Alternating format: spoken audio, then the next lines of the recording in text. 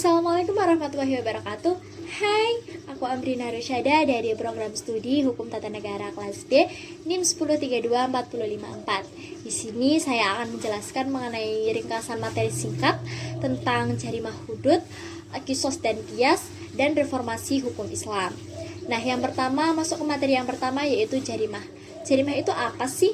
Jarimah merupakan sebuah tindakan atau perilaku yang dimana melanggar sebuah hukum dan diancam dengan hukuman tertentu. Nah, dalam Islam tersendiri, jarimah tersebut terbagi menjadi 3 bagian. Yang pertama ada jarimah hudud, yang kedua ada jarimah kisos, dan yang ketiga ada jarimah takzir. Untuk jarimah hudud tersebut merupakan sebuah perbuatan atau perilaku yang dimana diancam dengan hukuman yang ditentukan oleh nas, had atau hak dari Allah Subhanahu wa taala. Had ini ditentukan oleh nas dengan tujuan atau tertentu yang dimana tidak ada batasan minimal dan maksimalnya. Untuk jarimah hudud terbagi menjadi 5 jenis. Yang pertama ada pembunuhan, yang kedua ada pencemaran nama baik, kemudian ada zina, kemudian ada perampokan, dan pencurian. Nah, yang pertama yaitu jarimah hudud pembunuhan. Nah, jarimah hudud pembunuhan tersebut dijatuhi hukuman dengan hukuman mati. Kemudian untuk jarimah zina itu dijatuhi hukuman dengan 100 kali cambuk bagi yang zina ghairu muhsan atau yang belum menikah, dan kemudian diasingkan. Nah, untuk zina muhsan sendiri dijatuhi hukuman dengan hukuman rajam. Kemudian lanjut ke yang ketiga, ada hudud pencemaran nama baik yang dimana hukumannya 80 kali cambuk, dan pencurian dihukumi dengan potong tangan atau potong bagian tubuh lainnya. Dan yang terakhir ada zina perampokan yang dimana dijatuhi hukuman mati atau hukuman salib. Nah, untuk hudud sendiri ada syarat-syarat atau ketentuannya. Yang pertama adanya kejelasan mengenai tindak pidana tersebut. Jadi tindak pidananya itu jelas, kemudian adanya saksi atau pengakuan dari seorang pelaku yang dimana dia melakukan bagaimana dia melakukan tindak pidana tersebut. Kemudian itu yang tindak pidananya itu jelas dan tidak ada keraguan. Nah, untuk materi yang kedua itu ada kisos, yaitu hukuman yang dimana menganut prinsip dasar tangan dibayar tangan, kaki dibayar kaki. Jadi apa yang kamu lakukan, itu yang kamu bakal terima. Nah, untuk kisos sendiri terdapat 2 jenis kisos. Yang pertama ada kisos pembunuhan, yang kedua ada kisos penganiayaan. Untuk kisos pembunuhan tersendiri dijatuhi hukuman dengan hukuman mati, dan untuk penganiayaan dijatuhi hukuman sesuai dengan apa yang dia lakukan atau apa yang korban rasakan yang dia cederai dari si pelaku. Kemudian ada jarimah takzir. Jarimah takzir ini merupakan sebuah perilaku atau proses pengadilan dari jarimah takzir merupakan sebuah perilaku yang dimana diancam dengan hukuman yang hukumannya itu ditentukan oleh penguasa atau hakim tertentu. Karena kenapa harus penguasa atau hakim tertentu?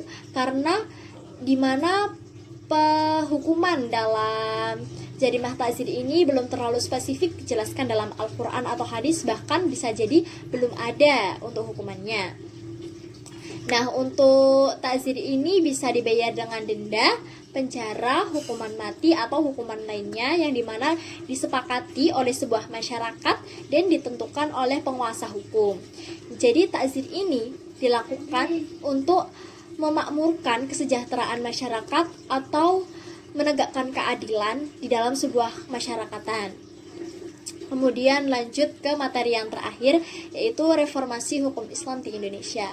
Reformasi hukum Islam di Indonesia ini merupakan sebuah proses atau perubahan hukum Islam di Indonesia karena adanya faktor tertentu, misal kayak adanya zaman atau kemajuan zaman. Nah, melakukan reformasi hukum Islam tersebut dilakukan agar negara kita atau hukum Islam di negara kita itu tidak tertinggal dengan hukum-hukum di negara-negara lain, sehingga dalam penetapan atau penegakan prinsip hukum Islam itu benar dan modern. Nah, contohnya seperti di Indonesia sendiri ada reformasi hukum Islam mengenai pernikahan, mengenai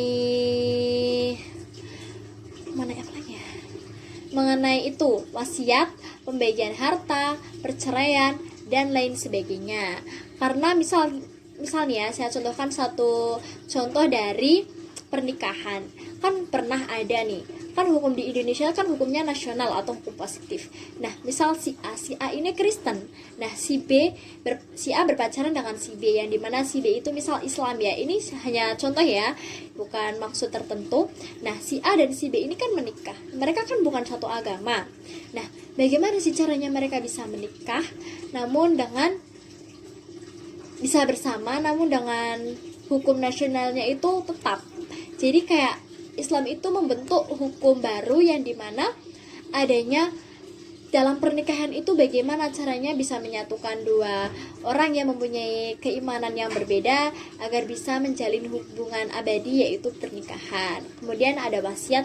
Nah, untuk wasiat ini biasanya dilakukan oleh orang yang hendak atau akan meninggal ya, enggak gitu ya. Maksudnya kayak biasanya kan orang yang melakukan wasiat itu orangnya mau meninggal seperti itu kan. Ya, kita semua akan meninggal ya, tapi kan biasanya yang saya tangkap seperti itu ya. Nah, itu tuh ada perubahan karena di KUHP kalau nggak salah ya, KUHP Perdata itu belum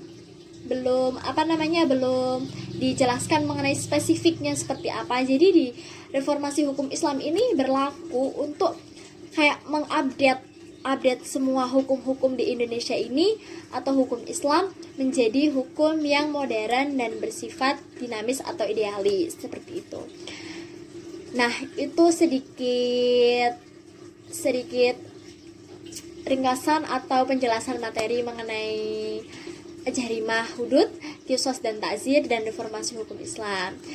Terima kasih. Wassalamualaikum warahmatullahi wabarakatuh. Mohon maaf apabila ada kesalahan ya. Semoga mendapat nilai A. Bye bye.